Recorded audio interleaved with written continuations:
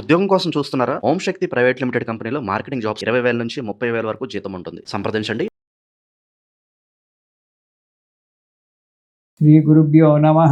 శ్రీ మహాగణాధిపతయే నమ. కుంభరాశి. ఈ రాశి వారికి ఈ ఆషాఢ మాసంలో ఏదైనా పని పెట్టుకున్నట్టయితే ఆ పని నెరవేరడానికి విపరీతంగా శ్రమపడాలి. చేసే పనులు కూడా పట్టుదలతో చేయాలి. అన్ని ఆటంకాలు ఏర్పడుతూ ఉంటాయి. విసుగు వస్తుంది. మిమ్మల్ని మీరే నమ్మకం లేనట్టుగా ప్రవర్తించుకోవాల్సి వస్తుంది. ఈ పని నేను చేస్తానా అని చెప్పి తీసుకుంటారు. ఆ పని మీకు చేతనవుతుంది, చేయగలుగుతారు. కానీ మీ మీద మీకే నమ్మకం ఉండదు. ఈ పని నేను చేయలేనేమో, నా నుంచి కాదేమో అనేటువంటి ఒక ఆలోచనలు మిమ్మల్ని చుట్టుముట్టుకుంటుంటాయి. వాటిని తప్పించుకోవడానికి ప్రయత్నం చేయండి. మనస్సును ధైర్యంగా పెట్టుకోండి. ప్రయాణాలలో ఆటంకాలు ఏర్పడుతూ ఉంటాయి. కోపం బాగా పెరిగిపోతుంటుంది. ప్రతి చిన్న విషయానికి విసుక్కోవడము, కోప్పడము, ఇంట్లో బయట కూడా. దానివల్ల కొంత చెడ్డ పేరు రావడానికి ఆస్కారం ఉంటుంది. కొంత ఆదాయం కూడా తగ్గుతుంది. మీ తొందరపాటు నిర్ణయాల వల్ల కొన్ని పనులకు ఇబ్బంది కలిగేటువంటి ఒక సమయం ఉంది. కాబట్టి జాగ్రత్తగా ఉండండి. విందులకు, వినోదాలకు డబ్బు చాలా ఖర్చు చేస్తారు. అది మీరు తగ్గించుకోవడం చాలా మంచిది. లేనిపోని నిందలు మీద పడడం అనేటువంటి జరగడానికి ఆస్కారం ఉంది. కాబట్టి మీరు తగు జాగ్రత్తగా 10 మందిలో తగు జాగ్రత్తగా ఉండడం అనేటువంటి చేసుకోండి. కొత్త స్నేహితులతో స్నేహించేసేటప్పుడు చాలా జాగ్రత్తగా ఆలోచించి వారితో స్నేహితం చేయండి. ప్రతి క్షణం జాగ్రత్తతో ఉండడం మీరు చాలా మంచిది. కుంభరాశి వారు ఈ నెలలో మొదటి వారం కనుక చూసుకున్నట్టయితే భార్యాబిడ్డలతో కలహాలు ఏర్పడతాయి.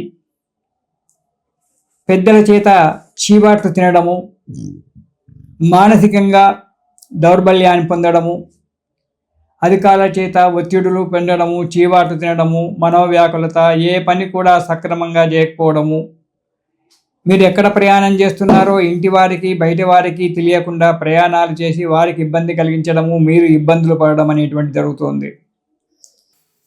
ఇక రెండవ వారం కనుక చూసుకున్నట్టయితే బంధుమిత్రులతో విరోధం ఉంటుంది. డబ్బు ఎక్కువగా ఖర్చు అవుతుంది, లేదా డబ్బు మోసపోవడం జరుగుతుంది. అనారోగ్యంగా ఉండడము, ఆపదలు చుట్టుముట్టుకొని పోవడం జరుగుతుంటుంది. కాబట్టి ఎక్కడైనా పెట్టుబడులు పెట్టే ముందు జాగ్రత్తగా ఆలోచించి పెట్టండి. పెట్టకపోవడమే మంచిదని చెప్పి నా సూచన ఈ నెలలో. ఇక మూడవ వారంగా చూసుకున్నట్టయితే అనవసరమైనటువంటి ప్రయాణాలు చేస్తారు. ఆర్థిక ఇబ్బందులు కొని తెచ్చుకుంటారు మీరు. కాబట్టి జాగ్రత్తగా ఉండండి. లేనిపోని నిందలకు గురి కావాల్సి వస్తుంది. చేయని తప్పులకు శిక్ష అనుభవించవలసి వస్తుంది. కాబట్టి చాలా జాగ్రత్త. ఇంట బయట చీవాట్లతో ఈ నెలలోకి మీరు కాలం గడపవలసి వస్తుంది. ప్రతి విషయంలో జాగ్రత్తగా ఉండడం చాలా మంచిది. ఇక నాలుగవ వారం కనుక చూసుకున్నట్టయితే ఆ భగవంతుని యొక్క అనుగ్రహం వల్ల కొన్ని కష్టాలు దూరం కావడానికి ఆస్కారం కనబడుతూ ఉంది. కొంత అవసరానికి సరిపోయేటువంటి కొంత ధనము చేతికి అందుతూ ఉంది. మీకు వచ్చేటువంటి ధనం ఏదైతే ఉందో అది కూడా కొంత ధనం మీ చేతికి రావడానికి ఆస్కారం ఉంది. ప్రశాంతతగా ఉంటారు, సుఖంగా ఉంటారు. ఈ కుంభరాశి వారు ఈ నెలలో దుర్గా స్తోత్రం పారాయణం చేయండి. ప్రతిరోజు దుర్గా స్తోత్రం పారాయణం చేయడం వల్ల ఎన్నో కష్టాలు దూరం వెళ్ళిపోతాయి. మానసికమైన ఆనందం కలుగుతుంది. చేసే కార్యక్రమంలో శుభం జరుగుతుంది. కాబట్టి ప్రతిరోజు కుంభరాశి వారు ఈ ఆషాఢ మాసంలో ప్రతిరోజు దుర్గా స్తోత్రం పారాయణం చేయండి. మీకు దగ్గరలో ఏదైనా అమ్మవారి దేవాలయం ఉంటే ప్రతి శుక్రవారం వెళ్ళి అమ్మవారికి 11 ప్రదక్షిణాలు 21 ప్రదక్షిణాలు చేస్తూ ఉండండి. అమ్మవారి యొక్క అనుగ్రహాన్ని పొందుతూ ఉండండి. ఇది విష్ణుమూర్తికి శయనేకాదశి అని చెప్పి అంటారు. అంటే దక్షిణాయనం ప్రారంభం కాగానే ఈ రోజు నుంచే దక్షిణాయనం ప్రారంభం అవుతూ ఉంది. మనకు సూర్యుడు కర్కాటక రాశిలో వస్తున్నారు. కర్కాటక సంక్రమణం అంటారు. ఈ రోజు నుంచే దక్షిణాయనం. అంటే ఈరోజు 18వ తారీఖు నుంచి మనకు ఈ రోజు నుంచే దక్షిణాయనం ప్రారంభమవుతుంది. ఈ దక్షిణాయనం ప్రారంభమైనటువంటి యొక్క మొదటి ఏకాదశి ఏదైతే ఉంటుందో సామాన్యంగా అది శయనేకాదశి. ఎప్పుడైతే దక్షిణాయనం ప్రారంభమవుతుందో అప్పుడు విష్ణుమూర్తి నిద్రపోతుంటాడు, పడుకుంటాడు. ఆయన పడుకుంటే ప్రపంచం నడుస్తుందా? అదేం కాదు, యోగ నిద్రలో ఉంటాడు. ఆ యోగ నిద్ర 4 నెలలు పడుకుంటాడు మహానుభావుడు. కార్తీక శుద్ధ ఏకాదశికి ఉత్తానేకాదశి అని పేరు. ఆ రోజు మేల్కొంటాడు.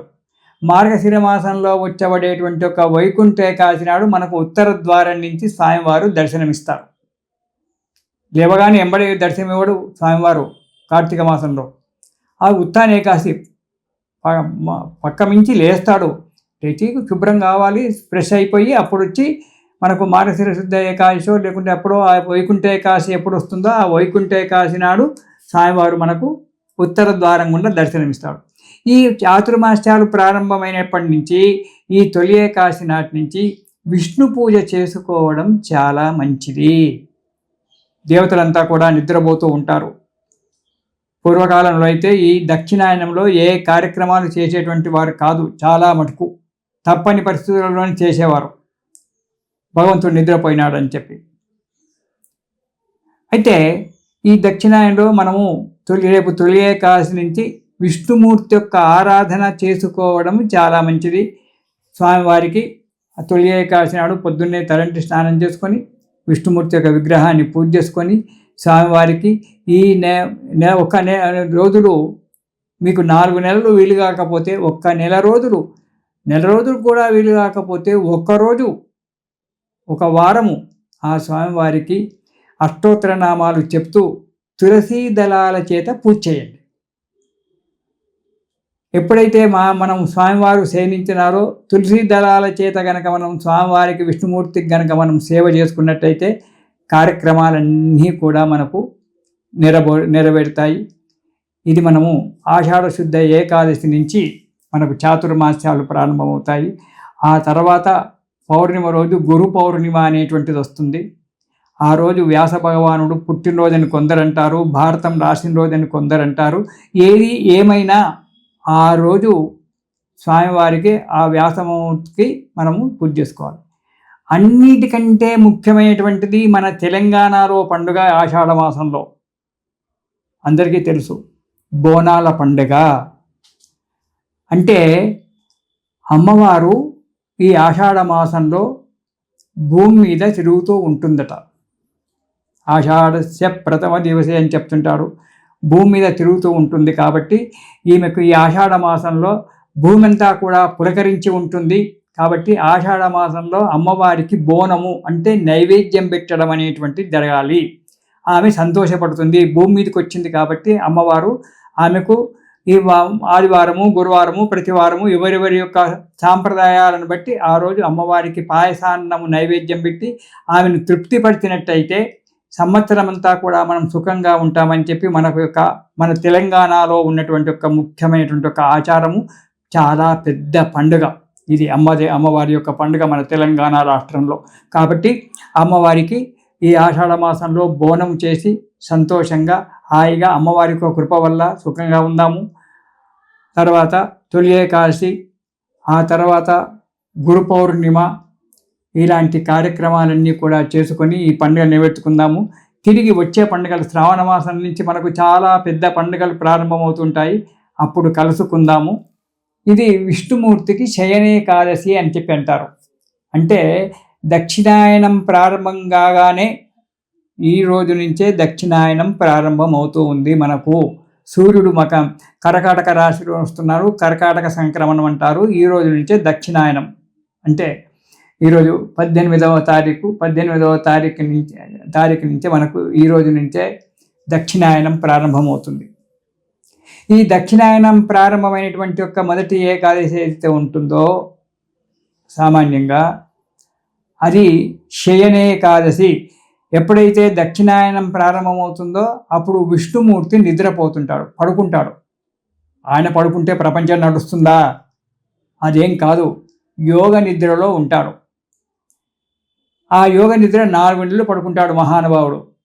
కార్తీక శుద్ధ ఏకాదశికి ఉత్తానేకాదశి అని పేరు. ఆ రోజు మేల్కొంటాడు. మార్గశిర మాసంలో వచ్చబడేటువంటి ఒక వైకుంఠ ఏకాదశి నాడు మనకు ఉత్తర ద్వారం నుంచి స్వామివారు దర్శనమిస్తారు. లేవగానే ఎంబడి దర్శనమివ్వడు స్వామివారు కార్తీక మాసంలో.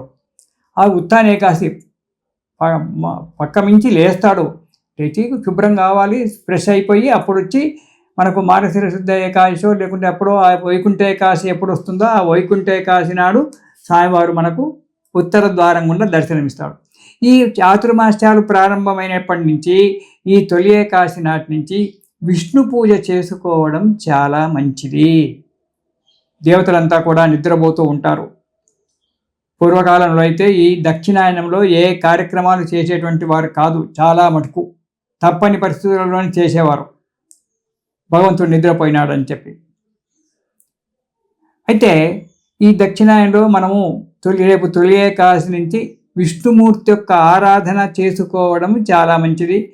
స్వామివారికి తొలి ఏకాదశి నాడు పొద్దున్నే తలంటి స్నానం చేసుకొని విష్ణుమూర్తి యొక్క విగ్రహాన్ని పూజ చేసుకొని స్వామివారికి ఈ ఒక రోజులు మీకు 4 నెలలు వీలు కాకపోతే నెల రోజులు కూడా వీలు కాకపోతే ఒక్కరోజు ఒక వారము ఆ స్వామివారికి అష్టోత్తర నామాలు చెప్తూ తులసీ దళాల చేత పూజ చేయండి.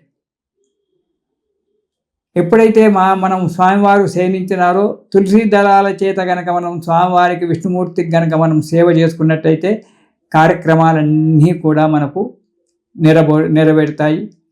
ఇది మనము ఆషాఢ శుద్ధ ఏకాదశి నుంచి మనకు చాతుర్మాస్యాలు ప్రారంభమవుతాయి. ఆ తర్వాత పౌర్ణిమ రోజు గురు పౌర్ణిమ అనేటువంటిది వస్తుంది. ఆ రోజు వ్యాస భగవానుడు పుట్టినరోజని కొందరంటారు, భారతం రాసిన రోజని కొందరంటారు. ఏది ఏమైనా ఆ రోజు స్వామివారికి ఆ వ్యాసమూర్తికి మనము పూజ చేసుకోవాలి. అన్నిటికంటే ముఖ్యమైనటువంటిది మన తెలంగాణలో పండుగ ఆషాఢ మాసంలో అందరికీ తెలుసు, బోనాల పండుగ. అంటే అమ్మవారు ఈ ఆషాఢ మాసంలో భూమి మీద తిరుగుతూ ఉంటుందట. ఆషాఢస్య ప్రథమ దివసే అని చెప్తుంటారు.